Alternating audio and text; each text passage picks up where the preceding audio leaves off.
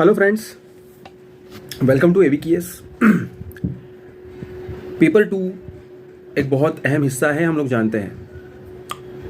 4 अगस्त 2024 हमारे एग्ज़ाम है और उस दृष्टि से हम लोग whether I belong to Hindi medium और इंग्लिश मीडियम, एक प्रिपरेशन का फेज़ अभी जस्ट शुरू हुआ है और उसमें हम लोग ना पेपर 1 का प्रिपरेशन जो है वो तो एकदम शिद्दत से करते हैं, because lots of things are available on YouTube और even other platforms.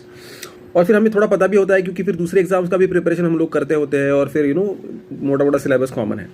But paper 2 एक ऐसी बात है which is very unique to CAPF exams, है ना, जहाँ आपकी राइटिंग स्किल्स जो है वो टेस्ट होने वाले हैं। सो एक जो ऐसे राइटिंग वाला पार्ट है CAPF में which is most important, because 80 marks out of 280 marks जो है वो ऐसे के लिए 4 ऐसे आपको लिखने हैं। And today in this specific video we are going to talk about कि इस ऐसे राइटिंग के बारे में क्या किया जाए, क्योंकि कुछ कंस्ट्रेंट्स है जो यूपीएससी आपके सामने रखती है और बोलती है कि इन कंस्ट्रेंट्स में ही आपको इस ऐसे को लिखना है। और वो कंस्ट्रेंट जो है, वो जो रेस्ट्रिक्शंस है, वो जो उन्होंने फ्रेमवर्क बना के दिया है, उसके साथ अडेप्ट करना ये हमारा अहम उद्देश्य है और जो कि आसान नहीं है। उसके लिए थोड़ा प्रैक्टिस, थोड़ा नहीं बहुत सारा प्रैक्टिस और थोड़ा एक प्रॉपर स्ट्रैटेजी प्लानिंग की ज़रूरत है। तो सबसे पहली बात 6 में से 4 हमें लिखने होते हैं और हिंदी या इंग्लिश वाला ऑप्शन होता है, वो सिर्फ ऐसे एक ही क्वेश्चन में वो है। लेकिन हमें इस बात का ख्याल रखना पड़ेगा कि पहले ये सोचना पड़ेगा कि ओके क्या क्या मुझे एक्सपेक्ट कर रहे हैं वो मुझसे। सबसे पहली बात वो एक्सपेक्ट कर रहे हैं कि मैं 300 वर्ड्स में गिवन टॉपिक को लिखूं और 300 वर्ड्स में गिवन टॉपिक को मैं जस्टिस दूं। अच्छा, सिर्फ लिखना है क्या? नहीं, एक फॉर्मेट में लिखना है। कौन सा फॉर्मेट? ऐसे का फॉर्मेट। ओके, तो ऐसे के फॉर्मेट में क्या एक्सपेक्टेड है वो तो मोटा मोटा हमको पता है कि सबसे पहले इंट्रोडक्शन आएगा, फिर बॉडी, फिर कंक्लूजन। तो एक 300 वर्ड्स में लिखना है तो मोटा मोटा मान के चलते हैं तो एक 40-50 वर्ड्स के अगर हमारे पैराग्राफ्स है तो 5 या 6, इससे ज़्यादा पैराग्राफ्स हम लोग नहीं लिखने वाले वहाँ। तो 5 या 6 पैराग्राफ तो मतलब एक बस लॉन्ग आंसर इतना है, उतने में वो बोल रहे उतना ही ऐसे आपको लिखना है और आपको जो गिवन टॉपिक है उसको एड्रेस करना है। अब इसमें ना 2 समस्याएं आती हैं। अच्छा, समस्याएं जो है वो मैं बताऊंगा, उसके पहले ये सुन लो कि होता ये है कि जो एक्सपेक्ट करे यूपीएससी मुझसे यहाँ, वो क्या है एक बार सुन लो। सबसे पहले तो वो जिसके मैं बता रहा था कि वो कुछ कंस्ट्रेंट डालती है। सबसे पहले वो बोलती है कि गिवन टॉपिक में 300 वर्ड्स के ऊपर लिखो। ओके, जो लिखने वाले हो, जो कंटेंट है, अगर उसकी बात करते हैं तो बोलते हैं कि उसमें एक अच्छा इंट्रोडक्शन होना चाहिए, बॉडी होनी चाहिए, 3 से 4 पैराग्राफ और उसमें कंक्लूजन होना चाहिए। ये जो बॉडी है या ओवरऑल वो ऐसे है, वो मतलब लॉजिकली एक दूसरे से पैराग्राफ्स कनेक्टेड होने चाहिए, एक प्रॉपर लगना चाहिए कि भाई ये पूरा एक पीस है ना, जो कि लॉजिकली कनेक्टेड है, फ्लो होना चाहिए बेसिकली। अच्छा, ये हो गई अंदर वाली बात। अब बाहर और क्या फॉलो करना है, मतलब ठीक है वो तो ऐसे मैंने लिख दिया। ऐसे बैक टू बैक 4 ऐसे लिखने हैं, बैक टू बैक 4 ऐसे लिखने हैं। एक ऐसे लिखने के बाद एक टॉपिक में मैं पूरी तरह से अंदर चला गया, है ना। एक पकड़ लो, मैंने सोशल इशू का टॉपिक लिखा, उसके बाद सडनली दूसरा टॉपिक में साइंस टेक वाला चूज करा, उसके बाद इंटरनेशनल रिलेशंस वाला। तो ये जो स्विचिंग है ना, इस स्विचिंग में बहुत ज़्यादा टाइम जाता है, बहुत एनर्जी खर्च हो जाती है, थक जाते हैं हम लोग। लेकिन यूपीएससी बोलती है कि पूरे 3 घंटे का जो पेपर है उसमें ऐसे के लिए हमने पर ऐसे सिर्फ 18 मिनट एलोकेट किया है। मतलब यूपीएससी ऐसा नहीं बोलती, हम लोग जब टाइम स्लॉट बनाते हैं तो एक 18 मिनट जो है ऐसे के लिए आते हैं। तो एक ऐसे मुझे 18 मिनट में खत्म करना है और 300 वर्ड्स में भी खत्म करना है। तो आप बोलोगे सर अच्छा है ना, 300 वर्ड्स में खत्म करना है, ज़्यादा तो लिखना नहीं है।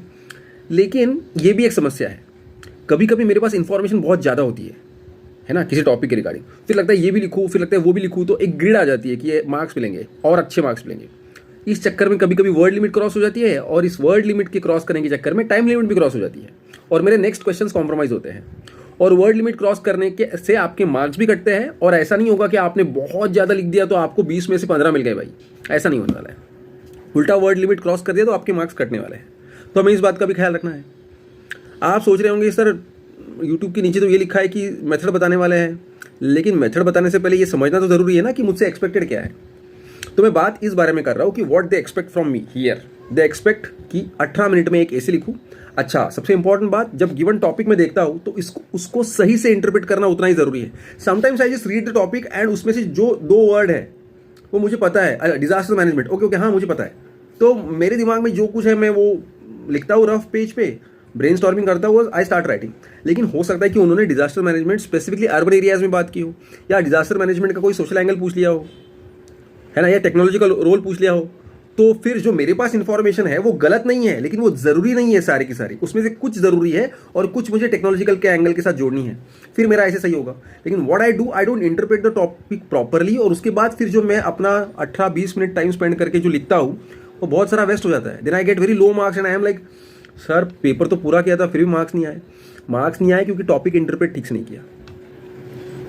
तो टॉपिक को इंटरप्रेट करना, अच्छा इंट्रोडक्शन, अच्छी बॉडी, अच्छा conclusion with in 18 minutes, with in the word limit of 300। This is what is expected from me in the exam. उसके आगे भी चीजें एक्सपेक्ट है, वो एक होने के बाद तुरंत दूसरा, तीसरा और चौथा, उसके बाद और पेपर बाकी है, 2 आर्ग्यूमेंट, 2 रिपोर्ट, प्रेसी, कॉम्प्रेंशन, ग्रामर, है ना। तो वो स्टैमिना की प्रैक्टिस करनी पड़ेगी, गिवन टाइम फ्रेम में लिखने की प्रैक्टिस करनी पड़ेगी, ये सब कुछ करना है। अब इसकी शुरुआत कैसे करूंगा मैं? अच्छा जी, इसकी शुरुआत कैसे करेंगे? ये तो मैंने जो बता दिया जो अचीव करना है। अच्छा, मैं कहाँ खड़ा हूं ये सोच लो। अचीव करना क्या है वो मुझे पता है, अब मैं कहाँ खड़ा हूं ये सोचना पड़ेगा, और फिर ये डिस्टेंस कैसे कवर करना है ये सोचना पड़ेगा। वो डिस्टेंस कवर करने के लिए हमारे पास कुछ अभी 9 महीने हैं, इनफ टाइम है, मोर देन इनफ है। अच्छे से करेंगे ना तो मोर देन इनफ है। अब मैं कहाँ खड़ा हूं? अच्छा, मैं ऐसी जगह पे खड़ा हूं जहां मैं कुछ लिखता ही नहीं हूं।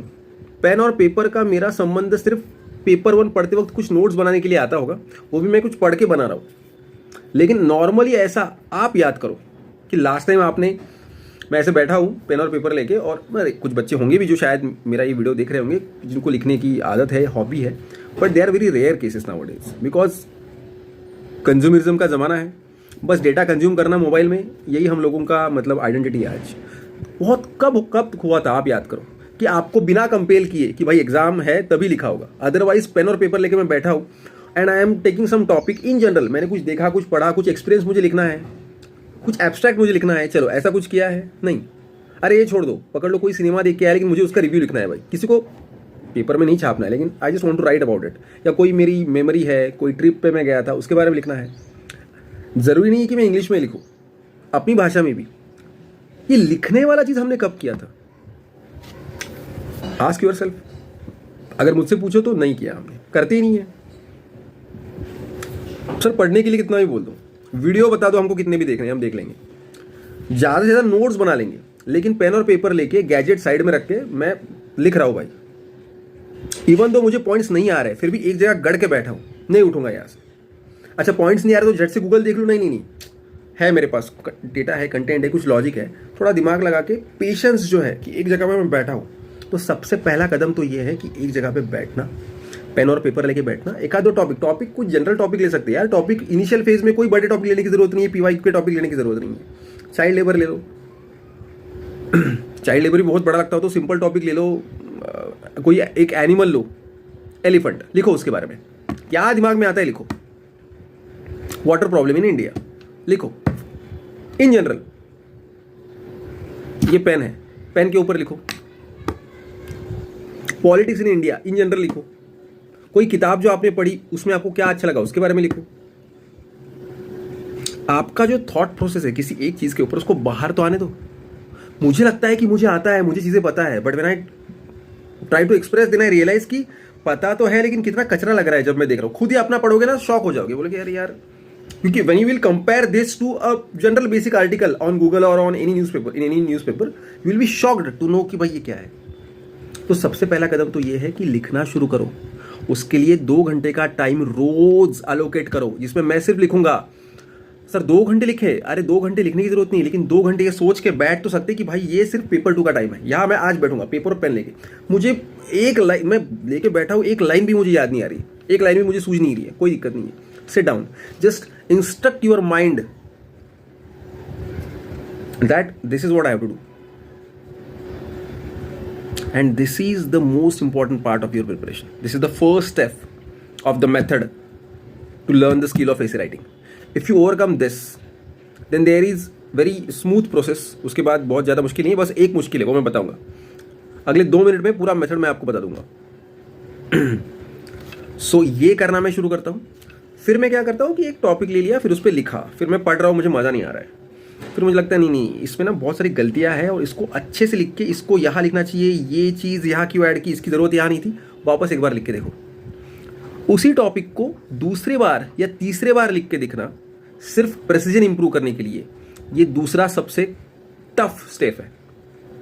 सबसे पहले तो सिंपल टॉपिक लेके लिख के देखो, एक बार लिखो, कोई दिक्कत नहीं। इनिशियल फेज में सिर्फ एक बार लिखेंगे, कोई दिक्कत नहीं है ना। मोबाइल के ऊपर लिखो, पेन के ऊपर लिखो, एनिमल के ऊपर लिखो, किसी है ना, क्रिकेट के ऊपर लिखो, किसी सिनेमा के ऊपर लिखो, कोई दिक्कत नहीं। जस्ट राइट, जस्ट सबसे पहला स्टेप क्या है पता है? जो यहाँ स्टोर है ना इतना कुछ, उसको बाहर निकालना। ये तो एक बार करो, डू दिस। उसके बाद फिर धीरे धीरे क्या करना है, ये 2 घंटा एलोकेट कर लिया, अब मैं धीरे धीरे लिख रहा हूँ। फिर थोड़ा स्टैटिक टॉपिक लो यूपीएससी का, जैसे कि अभी मैंने बोला चाइल्ड लेबर है, water scarcity in urban areas है, या फिर और भी जो जनरल टॉपिक है, माल न्यूट्रिशन है, वुमेन एम्पावरमेंट है, सोशल इशू है, कुछ पॉलिटिकल इशूज ले लिए है ना, सेंटर वर्सेस स्टेट, या कुछ स्टैटिक टॉपिक जो है वो भी आप ले सकते हो, वो ले लो, उस पर लिखना एक बार शुरू करो। फिर सोचो कि उसके रिगार्डिंग मैं कुछ डेटा कलेक्ट कर रहा हूँ क्या। अच्छा, मैं पेपर 1 भी पढ़ रहा हूँ, तो पेपर 1 में मैं जो पढ़ रहा हूँ वो कहीं इंटीग्रेट करने की मैं कोशिश कर रहा हूँ क्या। और उसकी आदत आपको तभी हो जाएगी जब आप जनरल टॉपिक लिखोगे। स्टार्टिंग में जो आप लिख रहे हो ना, वाटर, ये सब सोचो ना कि अरे यार मैंने कोई कॉन्स्टिट्यूशन का आर्टिकल पढ़ा, कोई कुछ मैंने इसमें कोई सिनेमा के बारे में लिखा, कोई पोएम ऐड की, इसमें कोई कोट लिखा, यूनाइटेड नेशंस की बॉडी का कोई नाम लिखा, कोई एनजीओ का नाम लिखा, कोई केस स्टडी लिखी, है ना। This should be your thought process. धीरे धीरे, तुरंत नहीं, स्टार्टिंग में नहीं, ये 3rd स्टेज में जाएगा। फर्स्ट स्टेज में सिंपल टॉपिक, 2nd स्टेज में उसी टॉपिक को रिपीट करके लिख पाना। और देखो, ये जो रिपीट करना है ये हर स्टेज पे करना है। कोई भी एक टॉपिक मैंने लिखा, मुझे लग रहा है कि यार मज़ा नहीं आया, तो पता है खुद ही के टॉपिक को क्रिटिकली एनालाइज करके ये लाइन यहाँ चाहिए थी, यहाँ चाहिए थी, लॉजिकली सही नहीं लग रहा है, या किसी को दिखाओ, कोई दोस्त है, मेंटर है, वो 3rd पर्सन है, वो देख के समझ जाएगा, अरे यार बोला ये ऐसे क्यों लिखा। उसको बोला कि क्रिटिकली देख भाई, अच्छा बोलने के लिए मत देख, जितना उसमें गलतियां निकाल सकता है निकाल। अपने self criticism is the best way to succeed. या फिर दूसरे को दो, वो उसको बोलना कि भाई जितना गलतियां निकाल सकता है निकाल। उसके बाद फिर उसी टॉपिक को वापस लिखो, फिर दिखाओ, फिर गलतियां निकालने को बोलो, 3rd टाइम लिखो, 4th टाइम लिखो। जो बंदा एक ही ऐसे को 2 बार, 3 बार, 4 बार लिख सकता है ना, nobody in this world can stop him from getting selected in CAPF.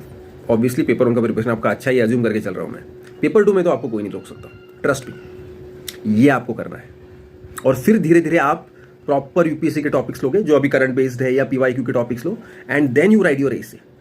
इसमें भी क्या है, इंट्रोडक्शन को कैसे इंप्रूव करना है, बॉडी को कैसे इंप्रूव करना है, कंक्लूजन को कैसे इंप्रूव करना है, ये सारी बातें हैं, राइट। इसमें paper 2 how to score 100+ in paper 2 वाला एक जो वीडियो यूट्यूब पे है, वो भी आप देख सकते हो। उसमें मैंने वो बहुत इससे बताया कि इंट्रो में क्या होना चाहिए, कंक्लूजन में क्या होना चाहिए, बॉडी में क्या होना चाहिए, वो आप देखो। बट मेन मेथडोलॉजी क्या है, मेन मेथड क्या है, स्किल क्या है, कि सबसे पहले आप लिखना शुरू करते हो, जो लिखा है उसको बहुत बेहतर बनाने के लिए उसको 2nd, 3rd, 4th टाइम लिखते हो। ये 2 चीज़ें अगर आपने कर ली, उसके बाद फिर बस टॉपिक्स बदलने हैं, स्टैटिक टॉपिक्स, फिर थोड़े करंट अफेयर्स बेस्ड टॉपिक, थोड़े उसमें भी सिंपल, उसमें फिर थोड़े टफ, और उसमें फिर मैं कैसे डाइवर्सिटी ऐड करता हूँ मेरी, जो मैंने अभी बोली है ना। कुछ हिस्ट्री ऐड कर सकते हैं, कुछ ज्योग्राफी में कुछ पढ़ता हूँ वो ऐड कर सकते हैं। जो मैं पढ़ रहा हूँ पेपर 1 के लिए, वो सारा पेपर 2 में काम कैसे आएगा, ये सोचना हमेशा जब मैं पेपर 1 पढ़ता हूँ, ये भी स्ट्रेटेजी का एसेंशियल हिस्सा है। और इसके साथ साथ एक नोटबुक बनाना, जिसमें मैं ये सारी चीज़ें इंपॉर्टेंट, ये सारे सिनेमा के नाम हैं जो मैं एसेज में लिख सकता हूँ, ये सारे कोट्स हैं जो अलग अलग एसेज में डाल सकता हूँ, उसमें भी कैटेगरी पेजेस वाइज, ये सारे वुमेन एम्पावरमेंट के हैं, ये सारे पॉलिटिक्स रिलेटेड है, ये सारा जो है कुछ टेक्नोलॉजी रिलेटेड है, ये IR रिलेटेड है, फिर कोर्ट्स है, फिर NGOs है, फिर कुछ यूनाइटेड नेशंस के नाम है, what ever. If you do this, success is yours. Okay, so I now stop here, try to execute this, and whatever problems you are having you can share here, we can deal with that. Okay, इसके अलावा ABKS is there, if you think कि नहीं sir ये सब तो सही है लेकिन मुझे प्रॉपर गाइडेंस है, क्योंकि मैं यहाँ हम लोग एक्चुअल वो करवाते हैं, so then you are welcome to ABKS and we can do this together, right? So all the very best, ठीक है। आई होप कि इससे आपको एक आइडिया मिल गया है कि मुझे कैसे काम करना है, so start working now, right? All the best.